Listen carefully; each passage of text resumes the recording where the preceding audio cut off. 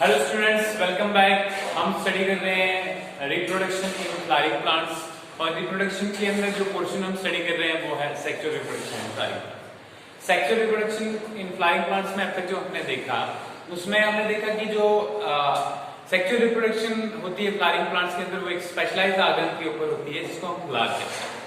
Flower जो है उसके अंदर डिफरेंट पार्ट्स प्रेजेंट होते हैं, जैसे कि आपने देखा एसेसरी ऑर्गन्स थे जिसमें सेपल्स और पेटल्स प्रेजेंट थे, और उसके अलावा जो है उसके पास जो है रिप्रोडक्टिव पार्ट प्रेजेंट होते हैं जिनमें मेल और फीमेल होते हैं। ठीक है, फ्लावर्स में दोनों मेल और फीमेल पार्ट प्रेजेंट हो सकते हैं और सिंगल पार्ट भी प्रेजेंट हो सकता है। ठीक है, तो यहाँ पे जो है अभी तक हम मेल पार्ट को पढ़ रहे थे। मेल पार्ट हमने देखा जिसको स्टेमन कहा जाता है, और अगर हम कोलैबोरेटली सारे स्टेमन्स को इकट्ठा करके बोलें तो उसको हम कहते हैं एंड्रोशियम।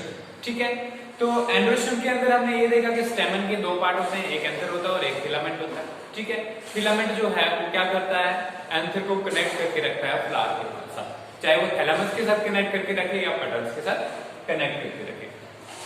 अब जो है फिर से हमने एंथर का स्ट्रक्चर पढ़ा, तो एंथर के स्ट्रक्चर में हमने क्या देखा कि एंथर का स्ट्रक्चर जो है, अगर एक टिपिकल एंथर देखा जाए तो एक टिपिकल एंथर में जो है दो लोब्स होते हैं। ठीक है, और दो लोब्स जो होते हैं उन दो लोब्स में जो है क्या है, उन दो लोब्स के अंदर अगर हम देखें तो क्या है, अलग से इसमें थीका पाए जाते हैं या हम जिनको माइक्रोस्पोरेंजियम सैक लाइक स्ट्रक्चर्स जो है वो पाई जाती हैं।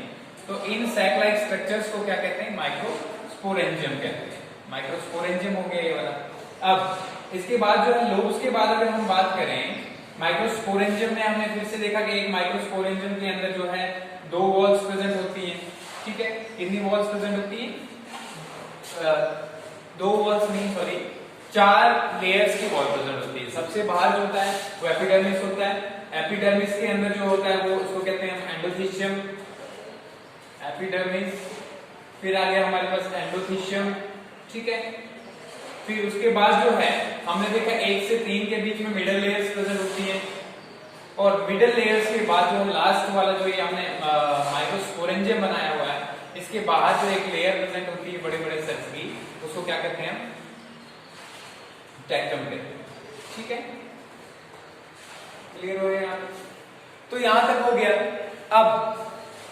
अब यहां पे जो है हम बाहर वाली लेयर्स को नहीं पढ़ेंगे, हम एक माइक्रोस्पोरेंजियम के अंदर डेवलप कैसे होता है, ठीक है, माइक्रोस्पोर्स कैसे डेवलप होते हैं, या फिर जो पोलन ग्रेन्स हैं वो कैसे डेवलप होते हैं उसको देखने वाले हैं। ठीक है, ये मैंने एंथर का एक पार्ट जो है जिसमें एक माइक्रोस्पोरेंजियम वाला एरिया रख दिया है। ठीक है, यहाँ पे ये जो बाहर वाली लेयर्स हैं इनको हम स्टडी कर चुके हैं इसलिए इनको नहीं देखेंगे। अब हम देखेंगे कि ये जो माइक्रोस्पोरेंजियम एक डेवलप हो गया, इसके अंदर जो टिश्यू रहता है शुरू में, जो मतलब सेल्स प्रेजेंट होते हैं, उसको क्या कहते हैं हम, उसको कहते हैं हम स्पोरोजेनस टिश्यू। क्या कहते हैं, स्पोरोजेनस टिश्यू। अब इस स्पोरोजेनस टिश्यू जो प्रेजेंट होता है इस माइक्रोस्पोरेंजियम के अंदर, तो ये क्या करता है, जैसे जैसे एंथर मैच्योर होता रहता है तो ये भी जो है डिवाइड होता है, और डिवाइड होने के साथ साथ जो है ये सेल्स जो है नंबर में इंक्रीज हो जाते हैं, और जैसे ही ये सेल्स जो है नंबर में इंक्रीज होते हैं तो ये मैच्योर होने भी स्टार्ट हो जाते हैं। तो जैसे ही ये सेल जो है प्रॉपर्ली डेवलप हो जाते हैं, थोड़ा सा एंथर मैच्योर हो जाता है, तो हर एक जो है सेल जो है ये एक पोटेंट माइक्रोस्पोर मदर सेल बन जाता है। क्या बनता है, माइक्रोस्पोर मदर सेल। ठीक है, अभी माइक्रोस्पोर मदर सेल जो है, या इसको हम पोलन मदर सेल भी कहते हैं। क्या कहते हैं, pollen mother cell. Pollen mother cell का मतलब है कि इससे अब पोलन ग्रेन बनेगा। क्या बनेगा, पोलन ग्रेन बनेगा। तो क्या हुआ कि sporogenous tissue that was present inside the sporangium और माइक्रोस्पोरेंजियम, ठीक है, it divides with the maturation of anther and forms different mean cells. ठीक है, डिफरेंट सेल्स जो बनाता है। ठीक है, दीज सेल्स डेवलप इनटू, ये सेल्स किसमें डेवलप हो जाते हैं, they become a potent microspore mother cell और पोलन मदर सेल। वो एक माइक्रोस्पोर मदर सेल बन जाते हैं या फिर जो क्या बन जाते हैं, पोलन मदर सेल बन जाते हैं। अब हम बात करते हैं ये जो माइक्रोस्पोर मदर सेल है, इनमें होता क्या है, ये एक सेल जो है, ठीक है, क्योंकि एक दूसरे आपने देखा होगा कि मोस्टली क्या होता है, जब भी सेल्स होते हैं तो उनके बीच में एक प्लाज्मा मेम्ब्रेन का नहीं, साइटोप्लाज्मिक कनेक्शंस रहते हैं सेल्स के साथ जुड़े हुए एक दूसरे के साथ, उनको हम कहते हैं प्लाज्मोडेस्माटा। क्या कहते हैं? प्लाज्मोडेस्माटा। ठीक है, तो अब इसके अंदर क्या होगा कि माइक्रोस्पोर मदर सेल जो है ये अपने अंदर जो है एक कैलोस वॉल डेवलप कर लेते हैं। कैलोस की वॉल क्या करते हैं? डेवलप कर लेते हैं। और कैलोस की वॉल जैसे डेवलप हो जाती है तो इसके इनके बीच में जो है ये साइटोप्लाज्मिक कनेक्शंस टूट जाते हैं, मतलब जो है अभी एक दूसरे के साथ जुड़े नहीं रहेंगे। ठीक है, अब जैसे ये जो है अलग हो जाते हैं तो ये जो है प्रोमिनेंट मदर सेल बन गया माइक्रोस्पोर मदर सेल। तो अब क्या होता है कि ये जो है इसका साइटोप्लाज्म थिक हो जाता है। क्या हो जाता है? साइटोप्लाज्म इसका थिक हो जाता है। और जब यहाँ पे हम पहुंच रहे हैं तो यहाँ तक जो है अभी कुछ चेंज नहीं हुआ है, यहाँ तक जो है इसकी जो प्लॉइडी लेवल था इन सेल्स का वो क्या है? डिप्लॉइड ही है। ठीक है, क्योंकि अभी तक मेयोसिस नहीं हुआ है। अभी में क्या होगा? अभी में मेयोसिस होगा जिससे हमारे पास बनेंगे क्या? Pollen grains. ठीक है, अब ये सेल जो है एक हमने इसमें से निकाला, ये जो है क्या मेयोसिस से डिवाइड होगा, मेयोसिस होगी इसके अंदर, डिवाइड होकर कितने सेल्स बनेंगे? इससे 4 सेल्स बनेंगे। ठीक है, और ये 4 सेल्स जो है इनको क्या कहेंगे? हम माइक्रोस्पोर्स कहेंगे, माइक्रोस्पोर्स, या फिर कहेंगे पोलन ग्रेन्स। ठीक है, पोलन ग्रेन। तो ये सारा प्रोसेस जहां पे जो है माइक्रोस्पोरेंजियम के अंदर जो स्पोरोजेनस टिश्यू था इसके सेल्स का मैच्योर होना, डिवाइड होना और फिर एक पोलन ग्रेन से बनना, उसको कहते हैं क्या कहते हैं? माइक्रोस्पोरोजेनेसिस। ठीक है, मींस माइक्रोस्पोर का फॉर्म होना। इनको माइक्रोस्पोर्स भी कहते हैं या हम क्या कहते हैं? पोलन ग्रेन्स भी कहते हैं। दो में से कोई सा एक चीज कह सकते हैं। ठीक है, यहां तक हो गया। अब देख लेते हैं हम कि ये जो है एक बार ये बन गए तो क्या ये पोलन ग्रेन्स जो है एक दूसरे से अलग हो जाते हैं या साथ में रहते हैं? तो मोस्टली क्या होता है कि यहाँ पे जो है जब ये बन जाते हैं तो ये पोलन ग्रेन्स साथ में रहते हैं, इसलिए इनको टेट्राएड कहा जाता है। ठीक है, पोलन टेट्राएड। टेट्राएड का क्या मतलब होता है? 4। तो यहाँ पे कितने रहेंगे साथ में? तो ये 4, और ये डिफरेंट शेप्स में जो है इकट्ठे रहते हैं। ठीक है, डिफरेंट शेप में कैसे? जैसे करके हम देखेंगे टेट्राहेड्रल शेप में हो सकते हैं। टेट्राहेड्रल शेप कैसी हो सकती है? Like this. ठीक है,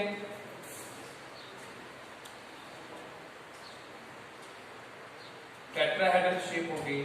ठीक है, इस तरीके की एक शेप होगी, ये टेट्राहेड्रल हो सकते हैं। या जो है आइसोबाइलेटरल हो सकते हैं, बिल्कुल आधी आधी साइड में होंगे। ठीक है, यहाँ पे ये हो गया। ठीक है, तो ये आइसोबाइलेटरल शेप हो गई। या फिर लीनियर शेप में भी हो सकते हैं, जैसे कि एक होगा फिर ऊपर होगा फिर दूसरा होगा फिर तीसरा होगा फिर चौथा होगा। ठीक है, तो ये लीनियर शेप में भी हो सकते हैं, टी शेप में भी हो सकते हैं। ठीक है, ये टी शेप आ गया। तो ये टेट्राएड जो है डिफरेंट शेप में। अगर सपोज करो कभी कभी ऐसा होता है कि ये जो है 3-4 की शेप में रहते हैं। अगर 4 से ज्यादा अगर जो है इकट्ठे पोलन ग्रेन्स हैं तो ऐसी जैसी कंडीशन को कहते हैं हम पॉलीस्पोरी। क्या कहते हैं? पॉलीस्पोरी कहते हैं। अभी पॉलीस्पोरी में क्या होता है कि 4 से ज्यादा पोलन ग्रेन इकट्ठे रहते हैं। कभी कभी क्या होता है कि हमने देखा कि एंथर जो है उसमें 4 लोब्स प्रेजेंट होते हैं। कितने लोब्स प्रेजेंट होते हैं? 4 लोब्स प्रेजेंट होते हैं। और उन 4 लोगों में एक जो पोलन सैक है या माइक्रोस्पोरेंजियम में उसके सारे पोलन ग्रेन इकट्ठा रहते हैं। क्या रहते हैं? इकट्ठा रहते हैं। तो ऐसी जैसी कंडीशन को कहते हैं पॉलिनियम। क्या कहते हैं? पॉलिनियम कहते हैं। ठीक है, तो ये पॉलिनियम भी हो गया। अब हम देख लेते हैं कि जो ये हो गया पॉलिनियम तक। अब यहाँ पर देखते हैं हम कि जो एंथर जो है इसका डेहिसेंस कैसे होता है और कैसे जो है ये पोलन ग्रेन्स जो है अलग होते हैं। ठीक है, अब देखिए एक बार जो है जैसे ही पोलन ग्रेन्स बन गए और एंथर मैच्योर हो गया तो होता क्या है, जनरली हमने क्या देखा था कि एंथर में जो है वो वॉल में कितनी लेयर्स होती है? सबसे बाहर कौन सी लेयर होती है? एपिडर्मिस। उसके अंदर कौन सी लेयर होती है? एंडोथीशियम। ठीक है, एंडोथीशियम आ गई। हमने देखा था कि इसमें फाइबर्स प्रेजेंट होते हैं। ठीक है, स्क्वायरम काइनेटिक फाइबर्स प्रेजेंट होते हैं इसमें एंडोथीशियम में। तो यहाँ ये एंडोथीशियम क्या करती है? यहाँ पे वाटर लॉस की वजह से, वाटर लॉस होता है, पानी की लॉस की वजह से होता क्या है कि इसके सेल कॉन्ट्रैक्ट कर जाते हैं। ठीक है, कॉन्ट्रैक्ट कर जाते हैं। और कॉन्ट्रैक्ट करने से पहले एक और चीज होती है कि यहाँ पे जो पोलन सैक्स हैं अलग अलग, इनके बीच में एक जो है, ठीक है, एक टिश्यू हमने जब देखा था परसों जब हमने एंथर की स्ट्रक्चर को पढ़ा, तो हमने क्या देखा कि इनकी वॉल के बीच में जो है एक स्टीराइल टिश्यू प्रेजेंट होता है, ठीक है, मिडल लेयर्स वाला। तो वो टिश्यू जो है इनके बीच में पहले डिजेनरेट हो जाता है, ठीक है, एक लोब के बीच में जो है ये डिजेनरेट हो जाता है और ये दोनों के दोनों जो है पोलन जो है ये साथ में हो जाते हैं, ठीक है। इसका मतलब पूरे पोलन जो है बीच में फैल जाते हैं, ठीक है।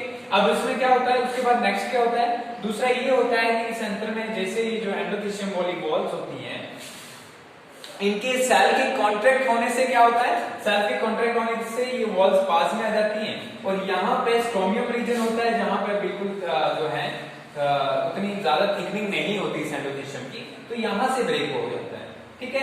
यहां से ब्रेक होने के बाद क्या होता है कि पोलन ग्रेन यहां से बाहर आ जाते हैं। तो इस प्रोसेस को क्या बोलते हैं, डेनिसेंस ऑफ एंथर, ठीक है। दो चीजें हो गई। अब देखते हैं जो पोलन ग्रेन जो प्रोड्यूस हुआ ये कैसा होता है और क्या चीज होती है, ठीक है। अब पोलन ग्रेन जो प्रोड्यूस होता है, ठीक है, कैसा होता है एक पोलन ग्रेन। ये जो पोलन ग्रेन बना, ठीक है, ये मोस्टली स्फेरिकल या ओवल शेप का होता है, स्फेरिकल या ओवल शेप। अब पोलन ग्रेन जो होता है उसमें दो चीजें होती है, एक तो बाहर वाली वाल होती है, ठीक है, वॉल जो होती है किससे बनी होती है, स्पोरोपोलिनिन से, स्पोरोपोलिनिन, ठीक है। अब इस स्पोरोपोलिनिन से जो वॉल इसकी बनी हुई होती है अंदर की, ये बहुत ही रेजिस्टेंट मटेरियल है स्पोरोपोलिनिन, ठीक है। और ये क्या होता है, फैटी सबस्टेंस होता है, ठीक है, फैटी सबस्टेंस होता है स्पोरोपोलिनिन। अब ये जो है वॉल होती है और उसके अंदर जो है सेल के कंटेंट्स प्रेजेंट होते हैं। अगर आप सेल के कंटेंट की बात करें तो सेंट्रली प्लेस्ड न्यूक्लियस होता है इसमें, ठीक है, सेंट्रली प्लेस्ड न्यूक्लियस होता है। उसके बाद जो है इसमें जो इसका साइटोप्लाज्म है वो स्टार्च रिच होता है, स्टार्च रिच होता है। और साथ में क्या होता है, स्टार्च रिच होने के साथ साथ में जो है अनसैचुरेटेड फैटी एसिड्स पाए जाते हैं इसमें, अनसैचुरेटेड फैटी एसिड्स, ठीक है। क्लियर हो गया क्या क्या होता है इसमें, स्टार्च रिच होता है और अनसैचुरेटेड फैटी एसिड्स या अनसैचुरेटेड ऑयल्स कह सकते हैं, ठीक है, ऑयल्स प्रेजेंट होते हैं। अब हम वॉल की बात करें अगर हम, तो इसकी वॉल यानी पोलन ग्रेन की वॉल अगेन जो है दो हिस्सों में बटी हुई। कितने लेयर्स की बनी है, दो लेयर्स की। अंदर वाली को कहते हैं हम इंटाइन और बाहर वाली को कहते हैं एक्साइन। क्या कहते हैं, इंटाइन और एक्साइन, ठीक है। इंटाइन जो होता है कंटिन्यूस लेयर होती है और क्या होती है, बिल्कुल जो है साइटोप्लाज्म के साथ में ही जुड़ी हुई होती है। अब एक्साइन की बात करें तो एक्साइन फिर से डिवाइड की हुई है दो में, ठीक है, दो लेयर्स में। एक बाहर वाली लेयर आ गई और एक आगे क्या, अंदर वाली लेयर, ठीक है। अंदर वाली लेयर को कहते हैं हम एंड एक्साइन, एंड एक्साइन, और बाहर वाली को कहते हैं एक्ट एक्साइन, एक्ट एक्साइन, ठीक है। फिर से एक्ट एक्साइन फिर से जो है डिवाइड होती है, ठीक है। और यहां पे जो है एक्ट एक्साइन जो है इसका बाहर वाला, सबसे बाहर वाला जो पोर्शन होता है, ठीक है, उसमें क्या होता है, बाहर वाले पोर्शन में जो है ये फॉर्म करती है स्कल्पचर्स, स्कल्पचर्स होता है कोई जो है एक आर्ट टाइप जो बनाया हुआ है, ठीक है। तो उसको जो उसमें स्कल्पचर्स में मोस्टली क्या पाया जाता है, या तो स्पाइन्स, बाहर की तरफ स्पाइन्स होते हैं इसके, ठीक है, स्पाइन्स हो सकते हैं, फिर जो है ट्यूबरकल्स हो सकते हैं, ट्यूबरकल्स हो सकते हैं बाहर की तरफ, ठीक है, ट्यूब लाइक स्ट्रक्चर्स या स्पाइन लाइक स्ट्रक्चर्स हो सकती हैं पोलन ग्रेन पे। रिजिड्स प्रेजेंट हो सकती हैं, ठीक है, रिजिड्स प्रेजेंट हो सकती हैं। तो ये सारी चीजें जो हैं प्रेजेंट होती हैं किसके ऊपर, बाहर वाली पे, एक्साइन के ऊपर, ठीक है। अगर सपोज करो कि अगर पोलन ग्रेन जो है, पोलन ग्रेन इंसेक्ट पोलिनेटेड वाले प्लांट्स के अंदर क्या होता है, इस सारी एक्साइन के बाहर से भी जो म्यूकस की लेयर होती है, क्या होती है, म्यूकस की लेयर होती है जो स्टिकी होती है, स्टिकी, ठीक है। क्लियर हो गया। तो ये जो है पोलन ग्रेन का स्ट्रक्चर था, ठीक है। पोलन ग्रेन किससे बना होता है, अंदर सेल कंटेंट और बाहर से जो है वॉल बनी होती है, ये दो लेयर्स की, बाहर वाली एक्साइन, उसके अंदर वाली इन टाइम। एक्साइन किससे डिवाइड की हुई, दो लेयर में, एक होगी एक्ट एक्साइन और दूसरी होगी एंड एक्साइन। ठीक है, जो एक्ट एक्साइन है इसके बाहर वाली लेयर पे क्या होते हैं, स्कल्पचर्स प्रेजेंट होते हैं। ठीक है, और जनरली होता क्या है कि जो एक्साइन होती है, ठीक है, एक्साइन की जो है, हम अगर बाहर वाली सबसे बाहर वाली लेयर देखें तो वो डिसकंटिन्यूअस होती है। क्या होती है, डिसकंटिन्यूअस होती है। और वो डिसकंटिन्यूअस लेयर्स के बीच में खाली जगहें जो होती हैं वो तो या जो है इन टाइम जो है उसके बीच में आ जाती है। ठीक है, क्या आ जाती है, या फिर कैलोस की लेयर्स आ जाती है, कैलोस जमा हो जाता है वहां। और इनको क्या कहते हैं, इनको कहते हैं जर्म पोर्स। क्या कहते हैं, जो है पोर लाइक स्ट्रक्चर जो है पोलन ग्रैंड में प्रेजेंट होती है, जर्म पोर्स। ठीक है, जब पोलन ग्रैंड डेवलप होगा बाद में तो इन पोर्स का क्या फायदा है वो बताएंगे। तो यहां तक ये क्या हो गया, माइक्रोस्पोरेजेंसिस हो गया, डेhiscence ऑफ एंथर हो गया, और पोलन ग्रैंड क्या होता है वो हो गया। ठीक है, अब देखिए हमारे पास जो है इसके बाद क्या है कि डेवलपमेंट ऑफ मेल गैमेटोफाइट। ठीक है, मेल गैमेटोफाइट जो है उसकी डेवलपमेंट कैसे होती है, यानी मेल गैमेट्स कैसे प्रोड्यूस होते हैं। ठीक है, अगर पोलन ग्रैंड की हम बात करें तो पोलन ग्रैंड इमैच्योर स्टेट में कैसा होता है, इमैच्योर स्टेट में क्या था, मैंने आपको बता दिया कि उसकी दो वॉल्स होती है बाहर से। ठीक है, और अंदर सेल का प्रेजेंट होता है, सेंटर में ये न्यूक्लियस प्रेजेंट होता है। ठीक है, अब क्या होता है जब इसकी डेवलपमेंट स्टार्ट हो जाती है, development of male gametophyte, male gametophyte. ठीक है, तो पोलन ग्रैंड जो है, पोलन ग्रैंड, ठीक है, वो फर्स्ट जो है immature pollen grand immature state में होता है। तो उसकी मैच्योरेशन के लिए कि वो गैमेट्स प्रोड्यूस करे, उसके अंदर गैमेट्स रिलीज हों, ठीक है, उसके लिए क्या होता है, उसके लिए जो है कुछ और प्रोसेसेस होते हैं। होता क्या है जनरली, सबसे पहले जो है यहाँ पे इस पोलन ग्रैंड के अंदर एक बड़ा वैक्यूल बनना स्टार्ट होता है, वो इस न्यूक्लियस को साइड पे ले जाता है। ठीक है, कहां ले गए, साइड पे, ये क्या बीच में ये वैक्यूल बन गया। ठीक है, तो अब यहाँ पे अगर देखोगे आप, यहाँ पे क्या है, जो न्यूक्लियस साइड पे गया वो क्या होगा, डिवाइड होगा। क्या होगा, डिवाइड होगा। ठीक है, बट कैसे होगा, क्या मियोसिस होगा, नहीं, ये ऑलरेडी अब हैप्लॉइड है। ठीक है, तो ये कैसे होगा, माइटोसिस से डिवाइड होगा और इससे बनेंगे दो सेल्स। कितने सेल्स बनेंगे, दो न्यूक्लियस बनेंगे। और वो दो न्यूक्लियस जो बनेंगे उसमें होगा एक लार्ज होगा जिसको हम कहते हैं जनरेटिव न्यूक्लियस, जनरेटिव, और जनरेटिव एक छोटा न्यूक्लियस होगा, और दूसरा होगा वेजिटेटिव न्यूक्लियस, वेजिटेटिव न्यूक्लियस। अभी जनरेटिव न्यूक्लियस जो है इसके बाहर से बनेगी वॉल एक कैलोस की, इसकी कैलोस की वॉल डेवलप होगी और ये जो है इस वॉल से सेपरेट कर लेगा अपना। ठीक है, और इसके बाहर से जो है अलग सा साइटोप्लाज्म बन जाएगा। समझ में आ गया। अब धीरे धीरे क्या होगा, जैसे ही अलग होना स्टार्ट हो जाएगा तो यहाँ पे क्या हमारे पास मिला, एक वेजिटेटिव सेल मिला। ठीक है, और एक मिला जनरेटिव सेल। अब ये वेजिटेटिव सेल जो है यहां तक क्या होता है, अब यहाँ पे दो चीजें होंगी। इस टाइम पे पोलन ग्रैंड जो है वो रिलीज हो जाएगा, कहां से, एंथर से, मतलब बाहर आ जाएगा जब इस स्टेज पे पहुंचेगा। अब कभी कभी ऐसा भी होता है कि होता क्या है कि जनरली जनरेटिव सेल जो है ये दो में डिवाइड हो जाता है। कितने में डिवाइड हो जाता है, दो सेल्स में डिवाइड हो जाता है। ठीक है, तो यहाँ पे लेकिन 60% केसेस में क्या होता है कि ये जनरेटिव सेल अभी डिवाइड नहीं होता है जब तक एंथर से बाहर ना आए। उसके बाद नेक्स्ट क्या होता है, ये तो हो गया प्री पॉलिनेशन डेवलपमेंट, पॉलिनेशन से पहले जो डेवलपमेंट। अब पॉलिनेशन के बाद क्या डेवलपमेंट होती है उसको देख लेते हैं। ठीक है, मतलब पॉलिनेशन जब हुई उसके बाद जो है क्या डेवलपमेंट होती है। जैसे पोलन ग्रैंड जो हवा से या इंसेक्ट से कभी भी स्टिग्मा के ऊपर आ जाता है तो होता क्या है, ये जनरेटिव सेल जो है, ये जनरेटिव सेल ग्रो करना स्टार्ट करता है और इससे एक ट्यूब बननी स्टार्ट होती है।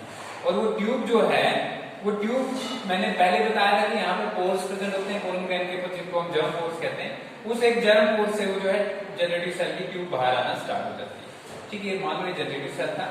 ठीक है, इसके बीच में क्या है, ये दो है हमारे पास, या एक जो है हमारे पास ये वेजिटेटिव सेल था और वेजिटेटिव के बीच में जो है एक जनरेटिव सेल जो है प्रेजेंट है। अब ये वेजिटेटिव सेल जो है ये क्या बनाएगा, ट्यूब बनाएगा, तो वो स्टिग्मा के थ्रू नीचे आने स्टार्ट हो जाएगी।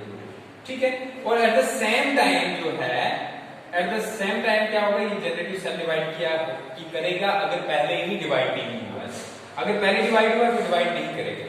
तो ये जो स्टेज जो है, जब पोलन ग्रेन के पास पोलन ट्यूब प्रेजेंट हो और क्या प्रेजेंट हो, दो हमारे पास ये गैमेट्स प्रेजेंट हो जिनको हम जेनेटिक सेल्स भी कहते हैं, ठीक है, इनको हम गैमेट्स कहेंगे। जब ये डिवाइड हो जाते हैं उसके बाद हम इनको क्या कहते हैं, दो मेल गैमेट्स मिल जाते हैं, और ये दो मेल गैमेट दो सेल्स होते हैं।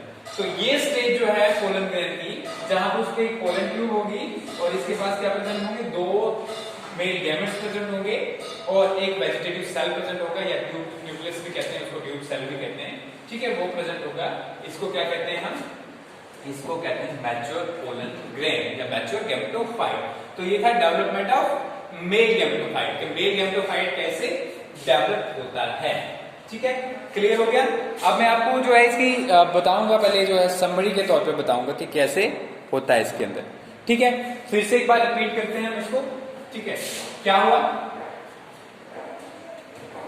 we know that anther has, first of all, anther has 4 wall layers, okay, then inside that is microsporangium, ठीक है, and 4 wall layers are epidermis, endothelium, middle layer and tapetum, ठीक है, tapetum, ये 4 layers थी, epidermis, endothecium, ठीक है, उनको छोड़ दो। अब देखो, अब इसके अंदर क्या था हमारे पास, microsporangium. Inside the microsporangium we are having what, sporogenous tissue. The cells of sporogenous tissue start dividing and increase in number. As the anther matures, these divide and increase in number. And after increasing in number, each cell out of these cells becomes a pollen mother cell. What it becomes? Pollen mother cell. Now, this pollen mother cell, what it does? What happens to it? It breaks the cytoplasmic connection between different cells with the help of formation of an internal wall. Okay, and that wall is formed by the callus. ठीक है, callus wall is developed inside these pollen mother cells. This helps in breaking the plasmodesmata or the cytoplasmic connection between the cell. Once it is done, now this cell will undergo meiosis. What will happen? It will undergo meiosis, and after meiosis it will form 4 microspores, or we can also say 4 pollen grains. Now we are having pollen grains, okay, and these pollen grains remain inside the anther. After that, how they are released? The leaching process involves the dehiscence of anther, that is breaking up the wall of the anther. And for the dehiscence of anther, what happens? First of all, there is a sterile tissue between 2 microsporangiums of each anther lobe, and in each anther lobe, because we are at 2 microsporangia, between that 2 microsporangia there is a sterile tissue. That tissue disintegrates and degenerates, resulting into formation of only single cavity, or both the these microsporangium get integrated with each other and forms one theca. Hence, the mature anther has only 2 theca or only 2 cavities where the pollen grains are suspended. And what is next? Next is the breaking of the wall of the anther. And the anther wall breaks in the stomium region. Stomium region lies between these 2 anther lobes. And in the stomium region, what is there? The cells of endothelium are not much thicker, doesn't have the much deposition of these fibrous structures, and hence here, as the endothelium contracts, the loss of water results into the contraction of cells, or the cell wall come closer to each other. As a result, the anther breaks from here, where at the this stomium region. As a result, the pollen grains are released. Now, what is pollen grain? How they look like? The pollen grains have an outer wall inside which the cell contents are suspended. And if we look for the cell contents, what is inside? It has a prominent nucleus at the center, and beside that the cytoplasm has the rich content of starch and oily substances, and that are unsaturated oils. Then coming to this pollen grains wall, it is made up of 2 layers. One is exine, outer one is exine, and the inner one is intine. Exine is again divided into 2 parts, act exine and end exine. Act exine is also known as exine, whereas the end exine is also known as nexine. Okay, this is clear. Now, once this mature pollen grain arises out of this anther. We are looking for its means pollination. But how it develops, this process is known as development of male gametophyte. First of all, there are two steps in the development of male gametophyte and the development of pollen grain. First is before pollination. That occurs inside the anther. What happens once the pollen grains are formed? I told you that there lies the centrally placed nucleus, okay, inside this cell. A large vacuole, in the developmental process, a large vacuole is formed which takes the centrally placed nucleus to the periphery of the cell. And now this nucleus divides, resulting into formation of two cells at two nuclei. One is large in size, that is known as vegetative nuclei, that forms tube afterwards, and second is generative nuclei. And this is the process that occurs inside the anther. In some cases, the generative nucleus again divides and forms two gametes. Okay, and that's this mature pollen grain is released from the anther now. Then is post-pollination development. After pollination, what happens? The anther that falls on the stigma, it secretes several enzymes and results into the formation of a pollen tube. And how pollen tube is formed? The vegetative cell, it emerges out of one of the pores that are present on this pollen grain and results into the formation of tube. And this tube has several contents such as vegetative cell nucleus is there, then two generative cells, or we can say the gametes will be there. And if in case in some plants that has only single generative cells, what happens now? The generative cell divides and then goes into that tube. Okay, this tube descends up to the female gametophyte and then fertilization occurs. This is the whole process of microsporogenesis. Don't be confused. Microsporogenesis is the only formation of pollen grain. But how pollen grain develops, that is known as development of male gametophyte. And dehiscence is the breakage of anther. And pollen grain structure you are well aware of. Okay, we will study about female gametophyte in next lecture.